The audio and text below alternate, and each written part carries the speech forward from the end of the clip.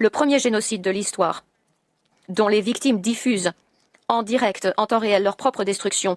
Mais cette cour a devant elle 13 semaines de preuves accumulées. C'est plus de 90 jours d'enfer. En tendant la main au peuple de la Palestine, au-delà des kilomètres, nous sommes pleinement conscients du fait que nous faisons partie d'une seule humanité. Aucune attaque armée contre le territoire d'un État, aussi grave soit-elle, ne saurait constituer la moindre justification ni le moindre prétexte. Du fait de l'ampleur des tueries de masse à Gaza, il n'y a pas d'endroit sûr à Gaza. On peut dire que 23 210 Palestiniens ont été tués. 70% de ces victimes sont des femmes et des enfants. Les Palestiniens de Gaza sont soumis à des bombardements incessants, où qu'ils aillent. Et l'intensité de ces massacres est telle que les corps qui sont retrouvés sont enterrés dans des fosses communes sans être identifiés. L'infrastructure des soins de santé dans la bande de Gaza est entièrement détruite. Le 7 décembre 2023, des soldats israéliens ont prouvé qu'ils avaient bien compris le caractère génocidaire du message du Premier ministre. Souvenez-vous ce qu'a fait Amalek.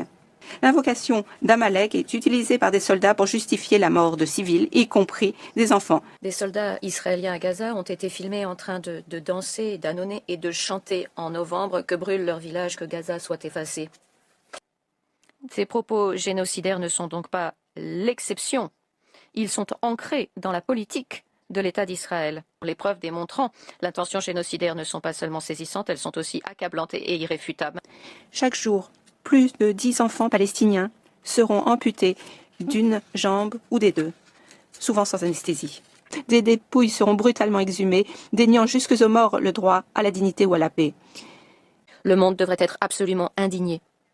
Il n'y a pas de lieu sûr à Gaza, et le monde devrait avoir honte.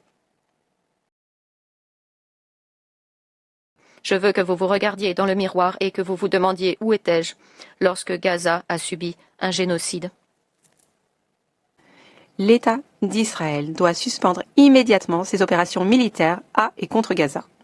Deuxièmement, l'État d'Israël doit veiller à ce qu'aucune unité militaire n'entreprenne une quelconque action visant à poursuivre les opérations militaires. Troisièmement, la République sud-africaine et l'État d'Israël doivent prendre chacun toutes les mesures pour prévenir le génocide.